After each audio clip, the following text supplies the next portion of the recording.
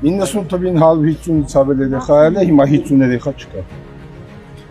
Գյուղը լրիվ գնացած է, 50 տուն պակաս է ասած, չեն ապրել ոչ մեկը։ Մենք բարելիքի համար շատ սուղ պայմաններ ունենք։ Հայտը չկա, Ղարաբաղ չկա, Անտառ չկա, քարածուխ չկա, կարող է լինի քարածուխ, հազվադեպ մարդիկ են տանում, թանկարժեք։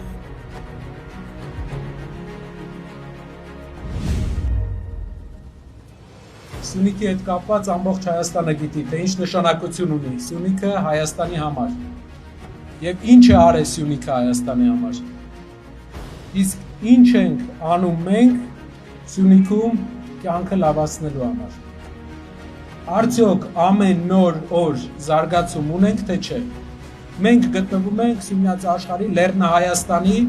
ամենաքիչ տնտեսական ներդրում արած շրջանում։ Պետությունը մեծ ներդրումներ Սիսիանում այսքան ժամանակ չի արել։ Որևէ մեծ ոչ գործարաններ, ոչ տնտեսական ուրիշ միավորներ Սիսիանում չեն եղել այսքան ժամանակ։ Եվ դա բերել է նրան, որ համայնքից շատ մարդիկ արտագաղթում են, իսկ գյուղերը դատարկվում են։